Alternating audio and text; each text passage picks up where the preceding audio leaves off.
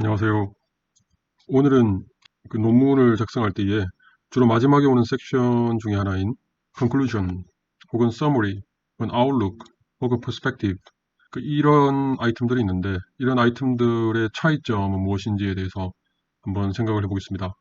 이것들의 차이점에 대해서 잘 알고 파악을 하고 작성하는 것과 이것들은 뭐 다 비슷한 거겠지 하고 작성하는 것과는 차이가 있겠죠. 어떤 사람들은 그냥 이것들이 똑같은 건데 다르게 표현한 것이라고 생각하는 사람들이 또 있습니다. 저도 생각을 해보면 그랬던 때도 있는 것 같고요. 그래서 오늘은 그 차이에 대해서 한번 살펴보겠습니다. 이 중에서 제일 쉬운 게 뭐냐면은 서머리죠.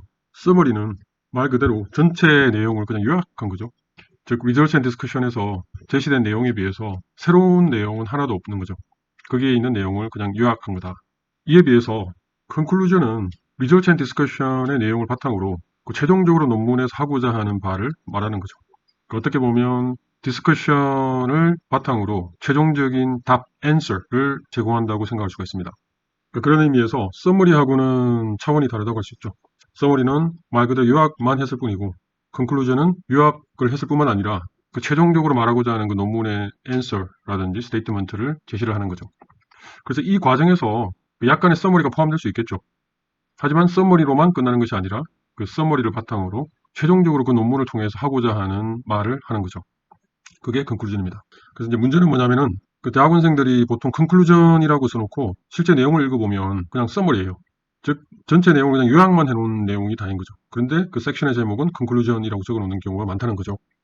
그래서 그런 경우에 그냥 서머리라고 섹션 타이틀을 바꾸든지 혹은 컨클루전이라고 한다면 전체 내용을 요약하는 것을 벗어나서 그 최종적인 내용을 말을 할 수 있어야 된다는 거죠. 그게 없다면 컨클루전이라고 할 수 없다는 거죠. 그러면 아웃룩이나 퍼스펙티브는 또 어떻게 다르냐는 건데요.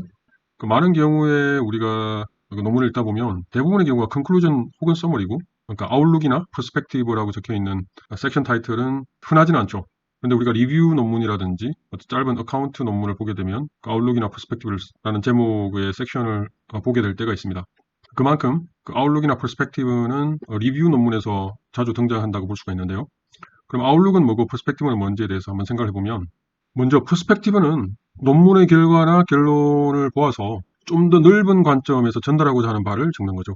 어떤 관점, 새로운 관점을 제시를 하는 거죠. 그래서 이거는 어떻게 보면 컨클루전보다도 좀 더 높은, 좀 더 넓은 단계라고 할 수가 있죠. 그래서 일반적인 우리가 연구 논문에서는 컨클루전에서 끝나는 경우가 많죠. 그리고 퍼스펙티브를 적더라도 퍼스펙티브와 관련된 문장 하나를 컨클루전에 포함시키는 경우가 많죠. 그러니까 그 섹션 타이틀 자체를 퍼스펙티브라고 적는 경우는 흔하지는 않죠. 하지만 리뷰 논문을 적을 때는 퍼스펙티브라는 섹션을 적기도 합니다. 그럼 마지막으로 아웃룩은 뭐냐? 아웃룩은 이 이름 자체에서 말을 해주듯이 향후 미래에 일어날 일에 대한 예측 혹은 비전 제시를 담고 있는 거죠.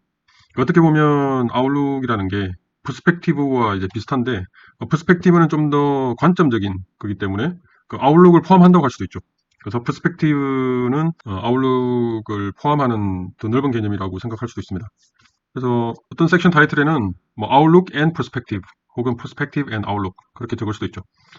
그래서 오늘 살펴본 거는 Conclusion, Summary, Outlook, Perspective는 어떻게 다르냐, 그리고 대학원생 입장에서 제일 주의해야 될 점은 뭐냐면은 일반적으로 Conclusion을 많이 쓰게 되는데 Conclusion이라고 적어놓고 실제로는 Summary만 적는 그런 실수를 하지 말자라는 것입니다.